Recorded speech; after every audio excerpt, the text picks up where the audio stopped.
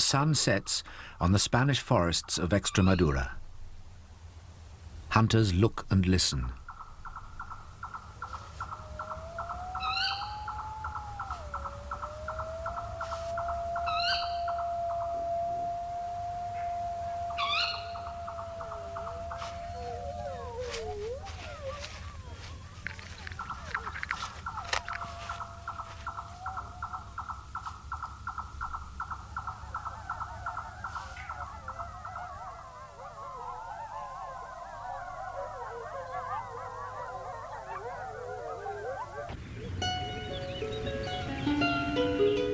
Daybreak and the sun dispels the mists, slowly laying bare the hills of western Spain.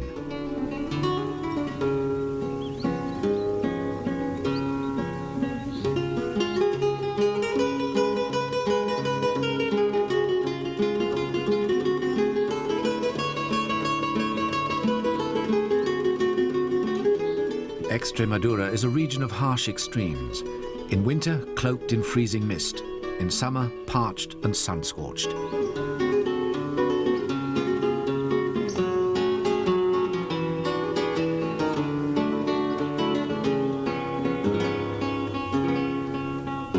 But in the forest there is shade and shelter, a measure of respite from the sun's fierce heat. And here, hidden deep in Spain's Extremadura, is an abundance and variety of life once familiar all over southern Europe, but now found only in this last wild, wooded stronghold. The forest is a refuge for some of the rarest hunters in Europe. An imperial eagle, carrying prey.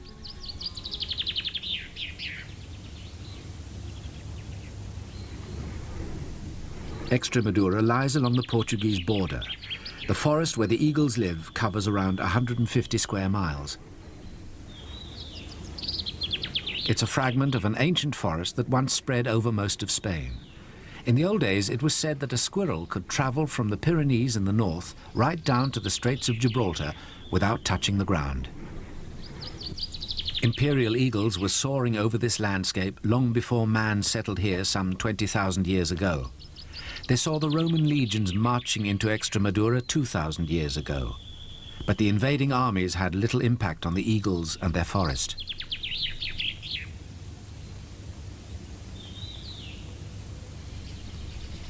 In time, the Romans were driven out by the Spanish. Later, the Arabs swept in from North Africa. The eagle's forest outlived them all.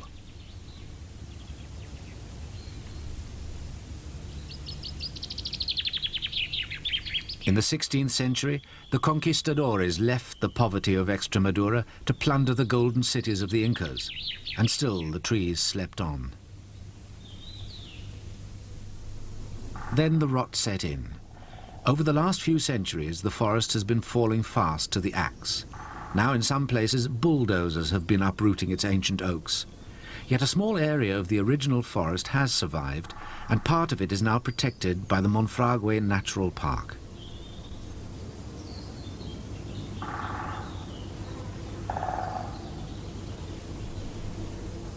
In the 1930s, Monfragüe's remote gorges offered a refuge to anti-Franco partisans. Now these rocky places are the sanctuary of a very special bird.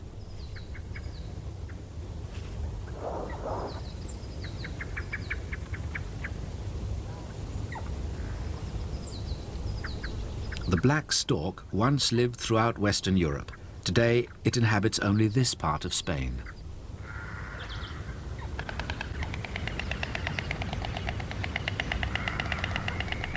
While its relative, the white stork, has adopted the habit of nesting on buildings in many European countries, the black stork nests only in old, undisturbed forest areas with streams and pools.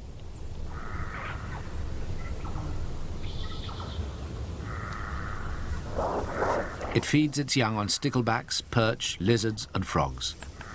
It was to protect both this rare and beautiful stork and the imperial eagle that Monfragüe was established.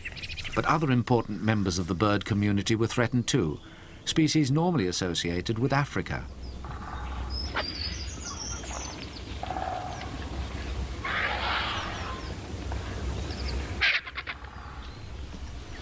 Black and griffon vultures are present in great numbers. There's a feeling of Africa here, not only in the far horizons, but in the abundance of hunters and carrion eaters. They gather at carcasses, sometimes left by wolves. Only in this part of Western Europe do vultures and wolves live in any significant numbers today. The question is why? Our investigation begins with the forest itself.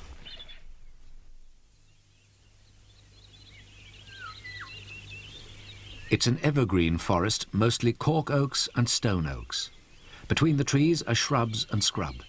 Each tree and bush has its own particular inhabitants. A grand old veteran whose trunk is gnarled by perhaps 1,000 winters of frost and rain, 1,000 summers of parching sun.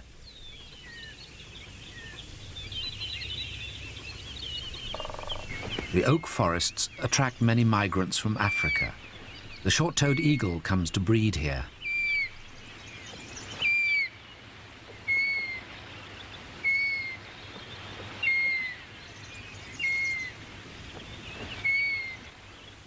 Beneath the oaks is a fertile forest floor nourished by acorns and fallen branches. It's home to the marbled newt, a species unique to southwest Europe. The slow-moving newts are quite happy living away from water, feeding on invertebrates in damp vegetation.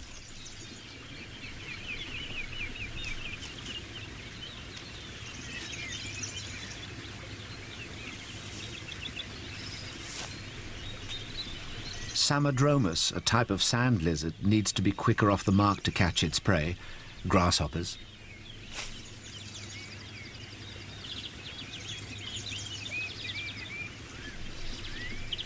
With the first warm days of spring, many other reptiles have come out of hibernation.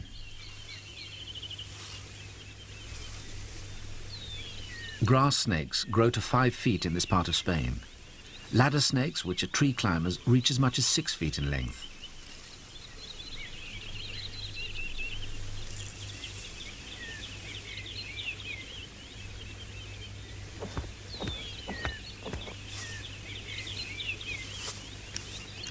The short-toed eagle is the only bird in Europe which habitually eats snakes.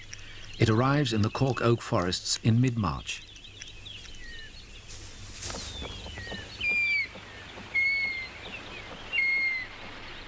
Above all, Extremadura is wolf country. Wolves move in and out of the region through the mountains. Altogether, perhaps 8 or 9 packs roam the oak forest at any one time. Despite its reputation, the wolf has a more relaxed social side. Being pack animals, they spend a considerable time socializing. They roll in each other's scent, and there's a dominance hierarchy. The pack member on the right is indicating his submission to the top, or alpha female.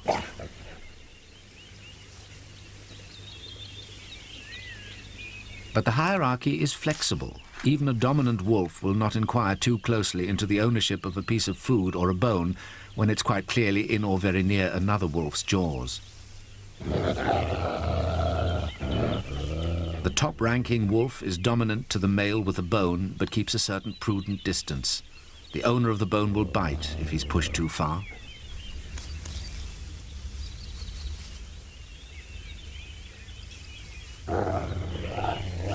Yet on another occasion, the alpha male shows another male just who is in control.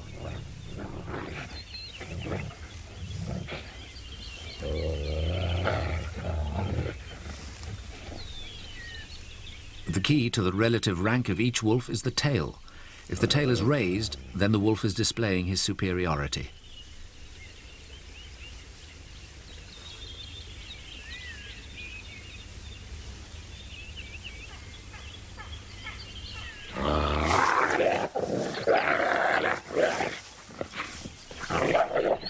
Although the oak forests of Monfragüe afford the wolf some protection from hunters, its safety outside the conservation area is by no means assured. Wolves are protected throughout Western Europe by the Berne Convention. Although Spain has signed the convention, various regions have subsequently decided to strip the wolf of its protected status. And in other parts of Extremadura, the wolf is still an outlaw.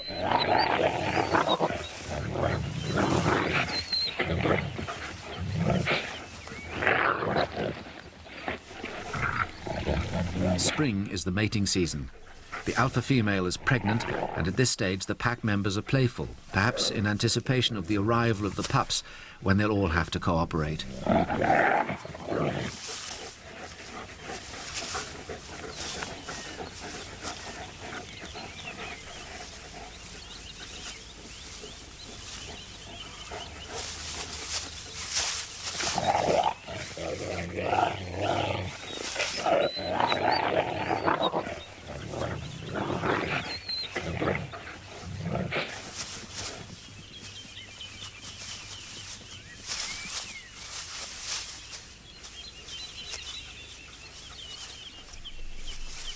In early spring, the stony ground comes to life with the flowers of wild lavender.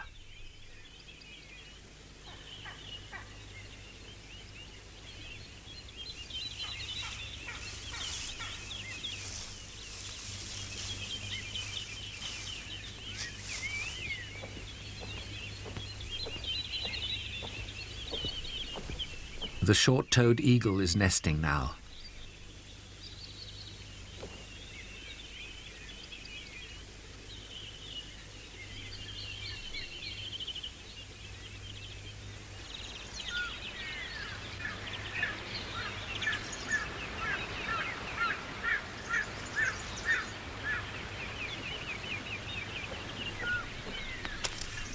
Short-toed eagles have just one chick, and the parents bring both venomous and non-venomous snakes to the nest, including grass snakes.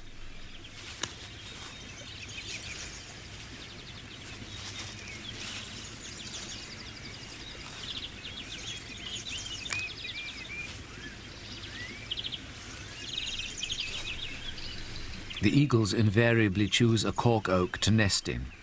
In this part of the forest they have little choice.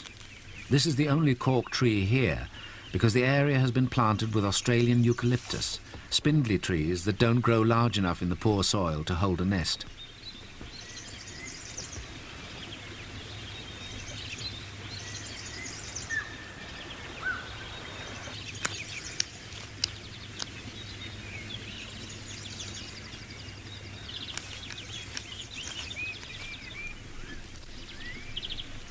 The parents visit the nest twice a day with food when the chick is close to fledging.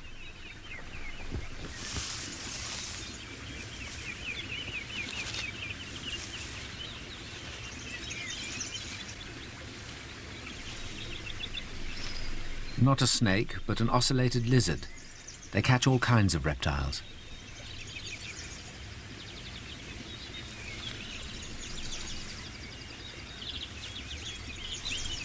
It's hard to appreciate how much the surrounding forest has changed without seeing it from the air. In the 1970s, before the region was protected, the oaks were felled and eucalyptus planted in their place. It's been a disaster. The eucalyptus has been ravaged by pests and has not provided economic returns. With the removal of ground cover, there is now serious soil erosion and gullying, and the water table is falling.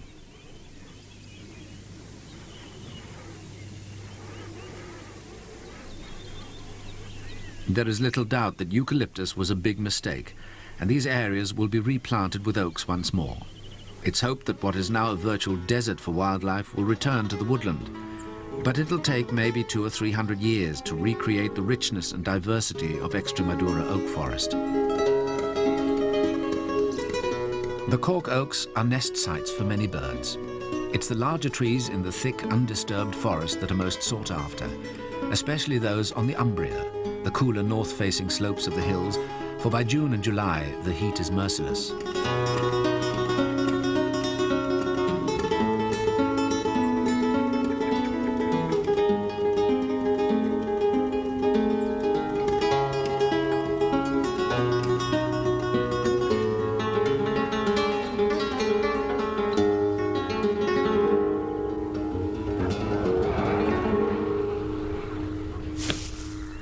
A black vulture has brought not food but water to her chick to help it stay cool. Dehydration can be a real threat to the survival of the nest-bound youngster exposed to the sun without shade.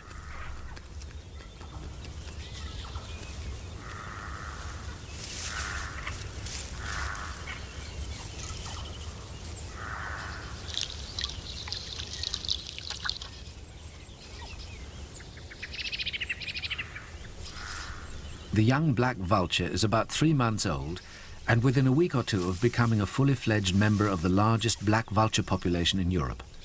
It'll join over 200 breeding pairs and at least as many immature birds in Extremadura. The adult shades her chick from the sun, panting as she takes the full brunt of the intense radiation.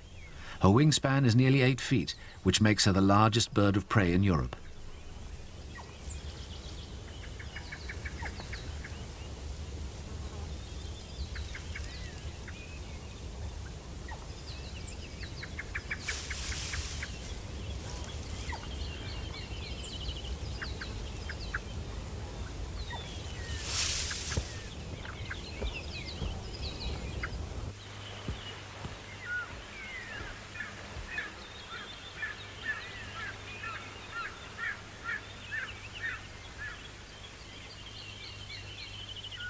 To find food, vultures travel beyond the thick forest to more open country.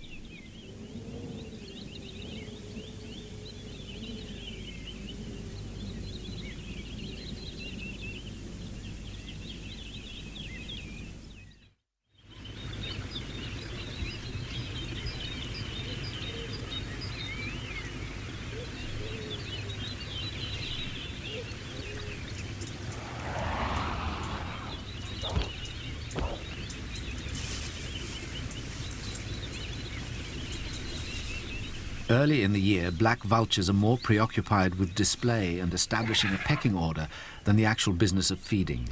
Only 1 or 2 vultures will feed at a time. The others are more concerned with trials of intimidation.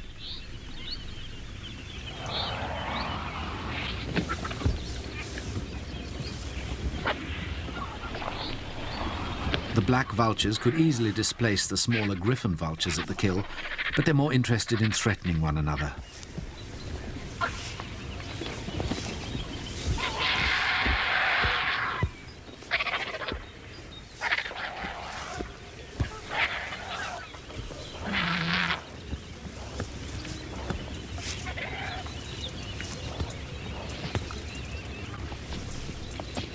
Ravens arrive for the pickings.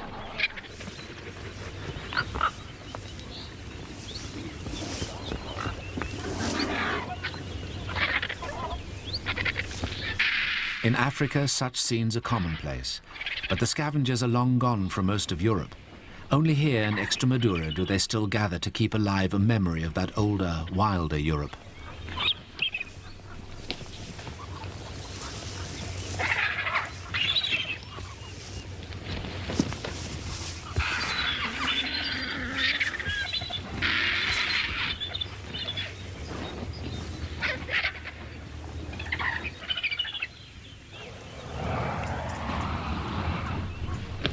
A latecomer griffon vulture tries to force a way in to pick at what's left on the bones.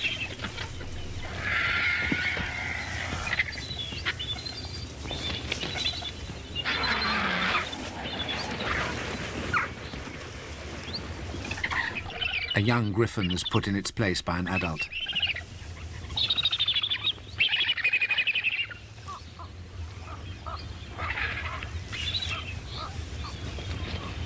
There are nearly 700 pairs of griffon vultures in Extremadura, but they've never been known to nest in cork oak trees. They set their sights a little higher.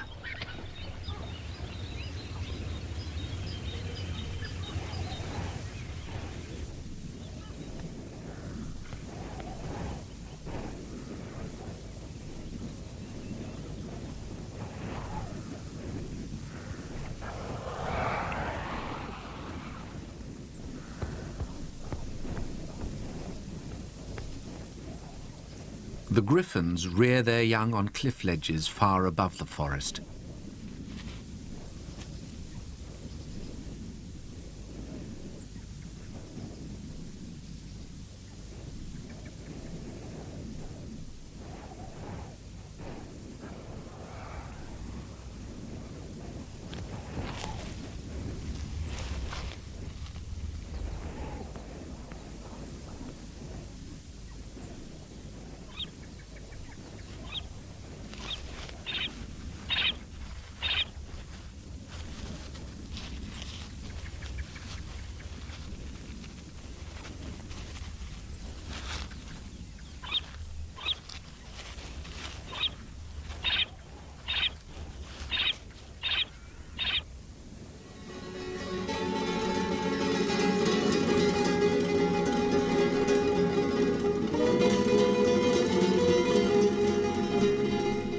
Both black and griffon vulture populations are increasing in this part of Spain.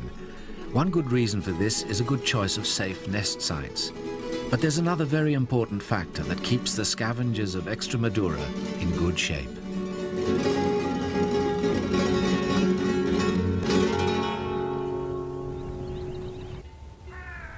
Every year in Extremadura, a great seasonal movement of livestock takes place. The Spanish call it the transhumancia. This ancient practice dates back to before recorded history. The drovers still use the first roads ever built here, Roman ones. The transhumancia is a passage of animals between winter and summer pastures. Great numbers of animals are involved, several million cattle, goats and sheep altogether, and the distance between pastures is sometimes hundreds of miles.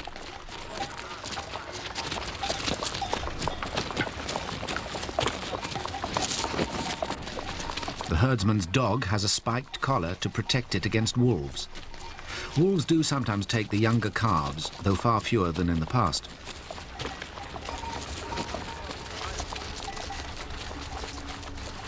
The livestock escapes the worst of the summer heat up in the mountain meadows or by moving to areas with a large and permanent water supply.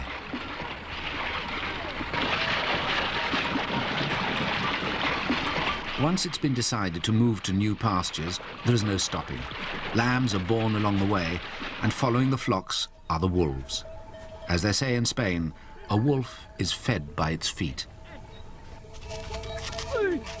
There are many births, and there are some deaths that go unnoticed too. One way or another, there is plenty to prey on and plenty to scavenge. There is little doubt that the transhumancia is the major factor in the survival of many of the predators and scavengers here. This is why vultures and wolves can live in Extremadura, and in the undisturbed forest they can breed too.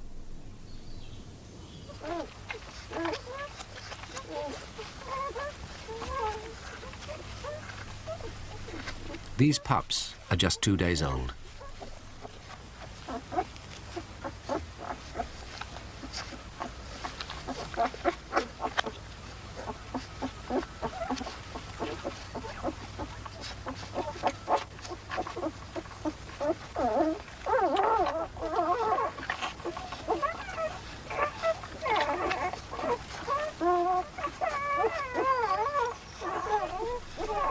The mother licks them to keep them clean and to remove their scent. During the wolf's breeding season, shepherds and their dogs will search for the dens to destroy the litters. The less scent, the less chance of discovery.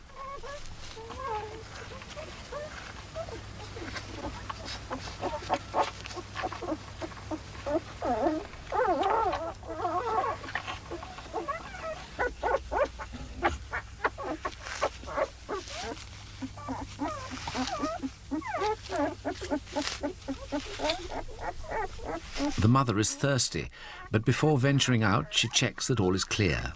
A wolf lives by its wits as well as its feet in Extremadura.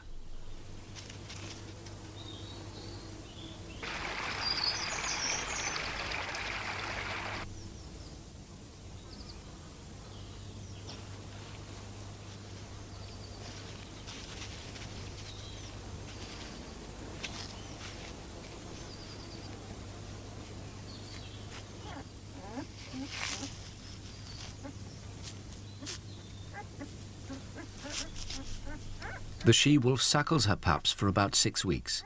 During that time, there'll be plenty of milk. Each pup needs about half a pint a day.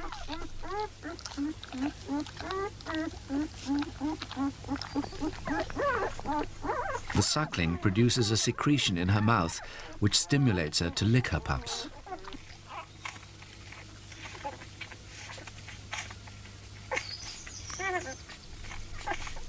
In a nearby sandbank, other families are hidden.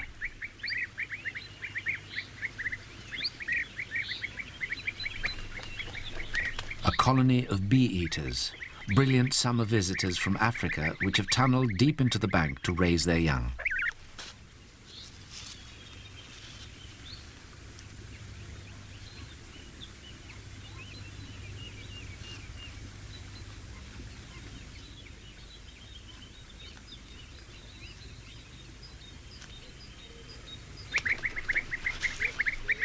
Feeding the youngsters can be an awkward business. Some of these tunnels are up to 10 feet long, and there's no room to turn round.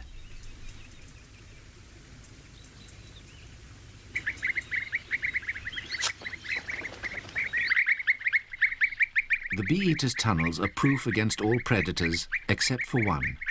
A ladder snake is on the prowl.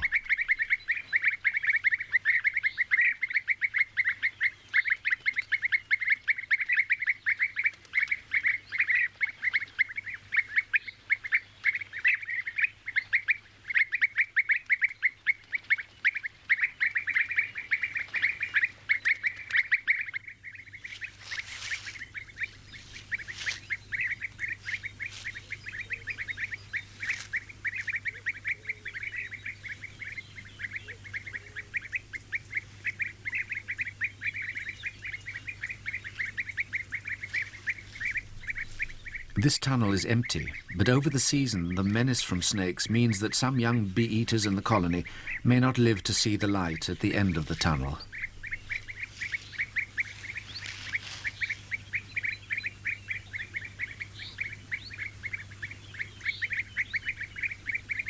The steeper areas of Extremadura have been left undisturbed because people have been able to make little use of them over the centuries. It's the flatter areas that have been exploited. Here the trees have been thinned to provide a sort of parkland which is rather like African savanna. In Extremadura it's known as dehesa.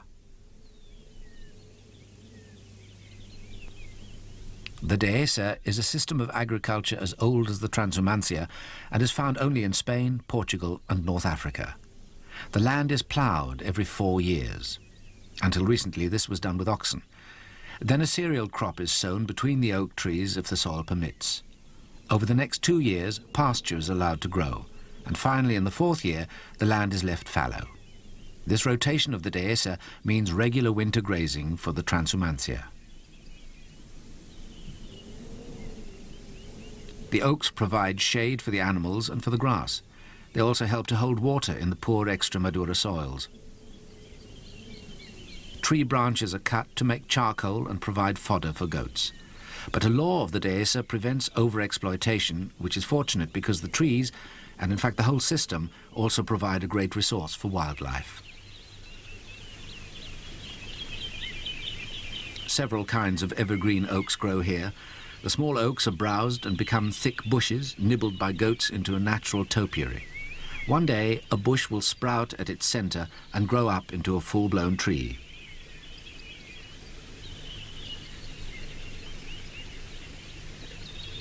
Nearly 100 species of birds nest in the oaks, including a Chinese species. The azure-winged magpie's main habitat is around Beijing, so it's always been something of a mystery to find it in this part of Spain. There is a theory that it was brought back from the east by early Spanish traders. A more plausible explanation is that the magpie's range once stretched all the way across Europe and Asia. Over thousands of years, it declined, leaving the two populations continents apart. The azure wings have to contend with a host of predators hunting among the dehesa oaks.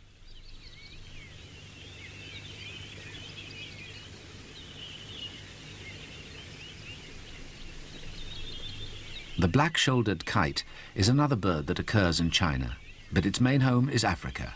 It preys on small birds, including young azure wings. Here it's caught a corn bunting.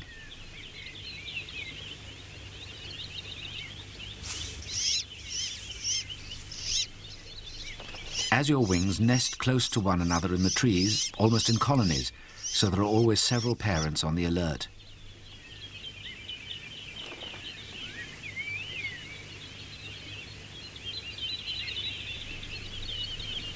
The black-shouldered kites are more concerned with courtship. The male lets his female take food from him.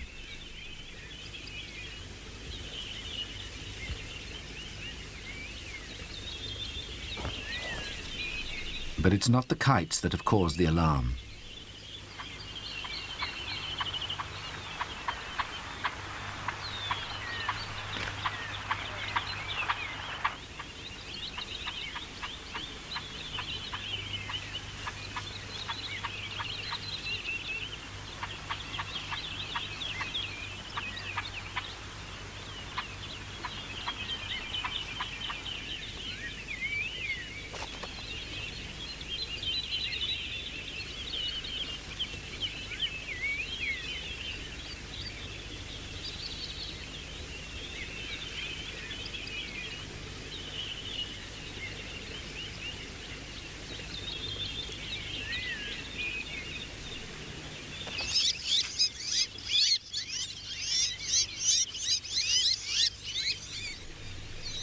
As a ladder snake climbs towards the azure wing nest, the whole colony unites to distract it.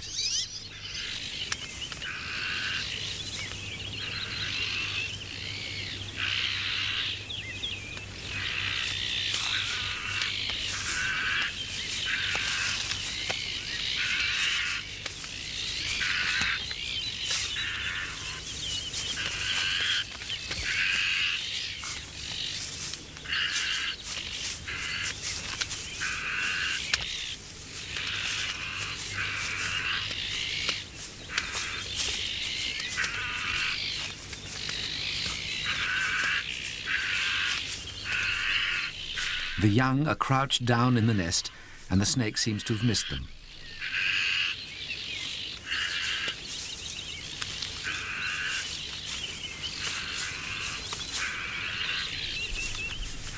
The magpie's combined mobbing has driven the snake from this particular tree.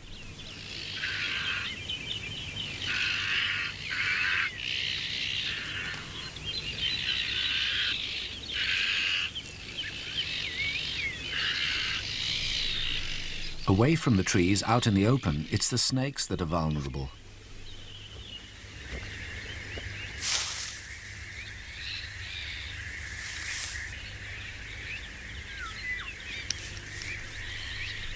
The short-toed eagle catches many of its snakes between the trees on the dehesa. It grips them close to the head, then attempts to immobilize them. The snake is not poisonous, but the eagle will take vipers, which are venomous. Surprisingly, the eagle is not immune to venom. It relies for protection on the thick scales on its legs and the dense layers of feathers on its body. The long legs also keep the snake's head well away from the more vulnerable parts. When the snake begins to coil around it, the eagle tries to maintain its hold on the snake's head.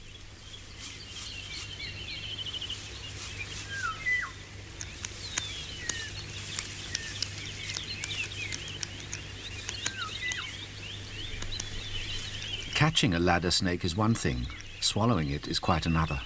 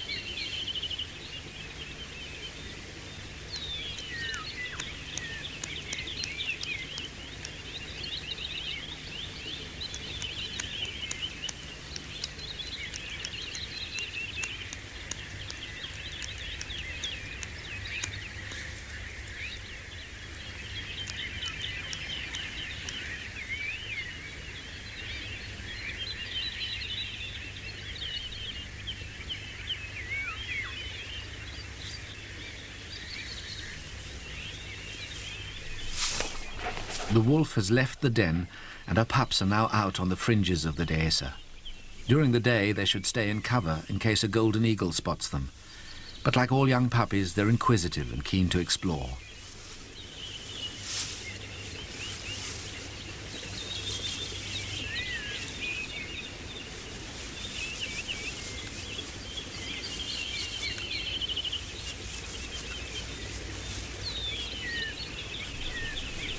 Once the pups are hidden away, the adult pack goes to look for food.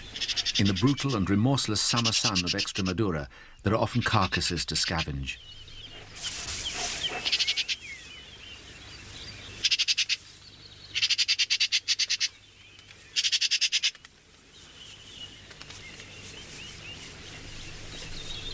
The pups hear the mother returning and come out to be fed.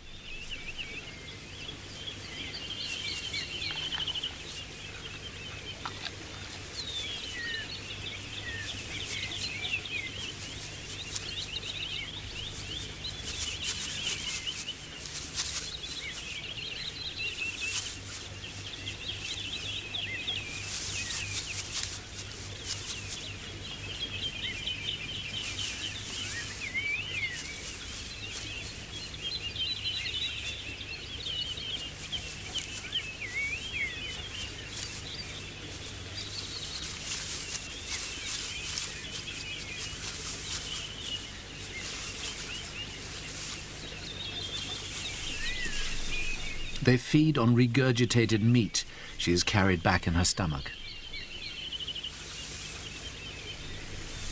When the rest of the pack arrives, the mother discourages the male wolves from approaching too closely while she feeds the pups.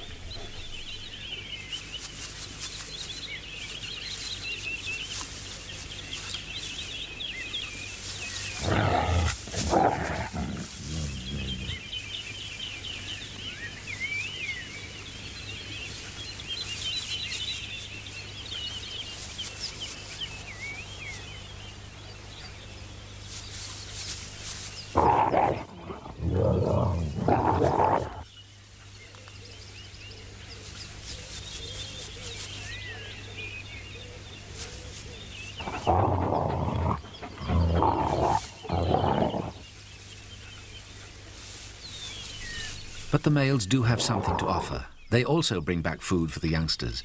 And when the mother has no more meat for her family, she leads them to one of the males.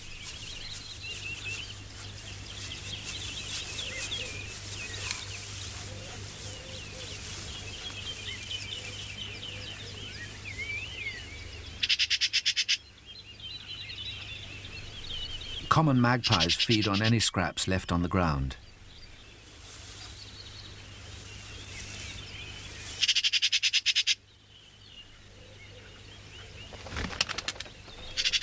The food is all gone, but the pups still beg for more.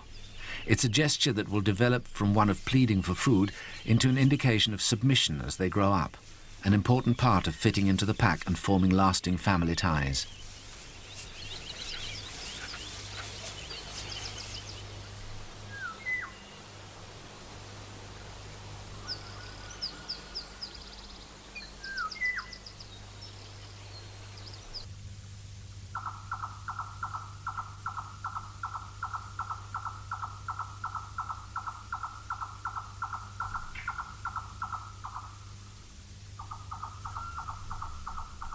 A genet, another night hunter, preys on roosting birds.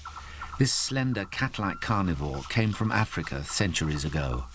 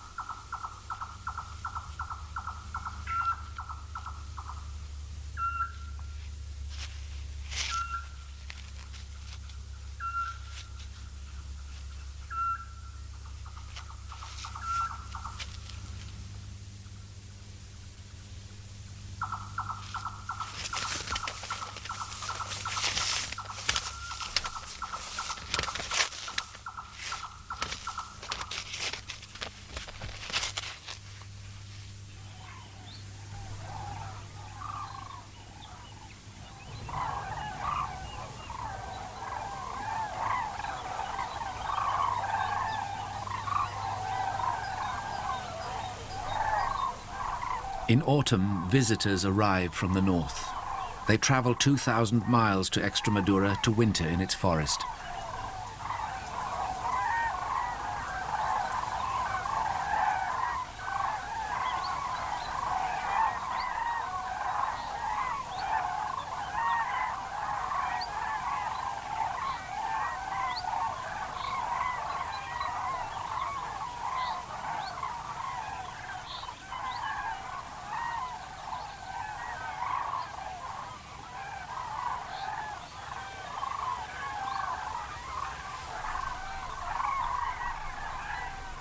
Over 40,000 European cranes migrate here each year. Many fly in from as far away as Sweden. They pitch in among the oaks to feed on the acorns.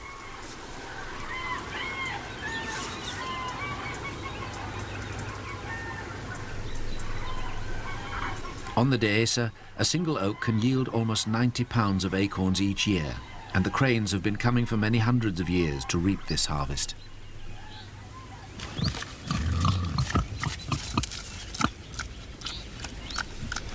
Even the wild boar and the cranes together cannot find every acorn. In a year or two, some will sprout into spindly saplings. Then, given a few centuries, they will mature into grand old cork oaks. Cork oaks have several uses as far as man is concerned. The branches provide shade and fodder. The trunks provide something else.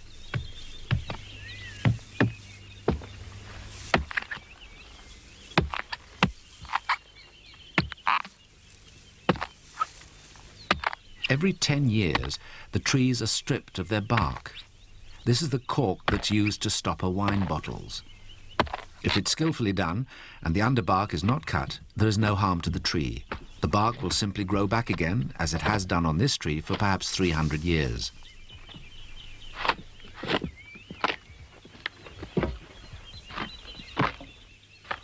With exports of cork from Spain netting 9,000 million pesetas a year, the dehesa might appear to be a profitable system. But the fact is that cork cutting is labour-intensive and therefore not very worthwhile financially. The dehesa is a medieval landscape rooted in the past. If allowed to continue, it might go on producing cork and sheltering some of Europe's rarest birds forever. But the pressures to modernise are everywhere. If that should happen, the outlook for the dehesa and its wildlife will be grim indeed.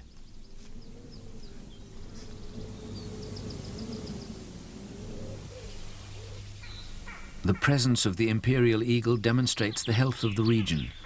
These lordly birds find their food in the open spaces of the dehesa, but they need the secluded depths of the dense oak forest for nesting.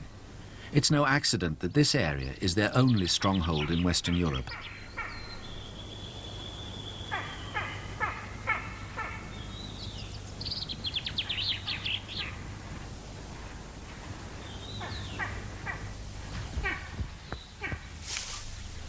Invariably, the nest is in a cork oak tree. The imperial eagle is closely related to the golden eagle, and it's often difficult to distinguish the two in flight. The main difference is the greater length of the imperial's tail and the white leading edge of its wing.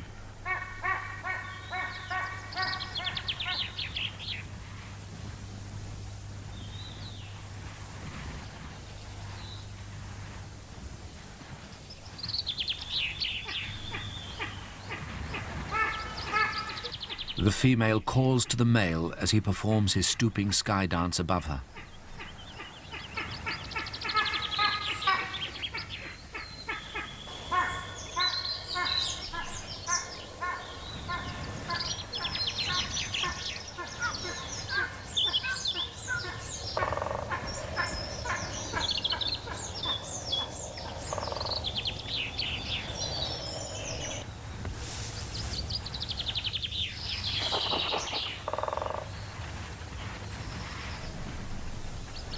The stump of an old cork oak is their mating perch.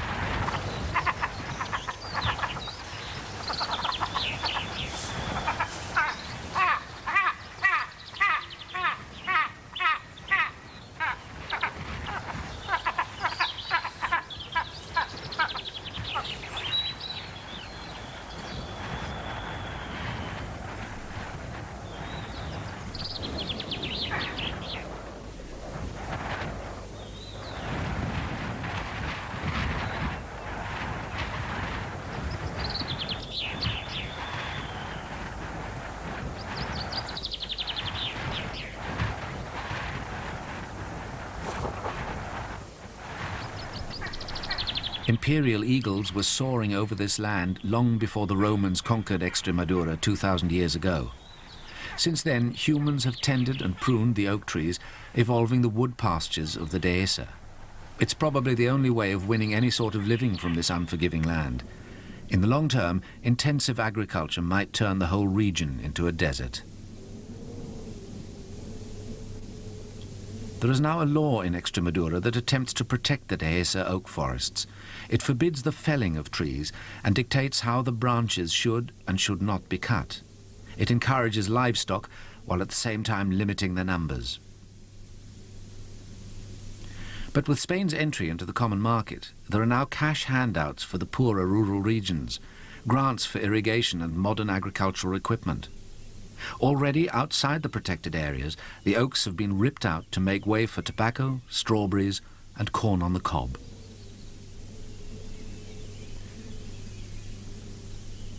In the end, the survival of the Dehesa depends on political decisions. The ultimate answer may be to subsidize the traditional agriculture. Hard cash is probably the only way to maintain these unique landscapes.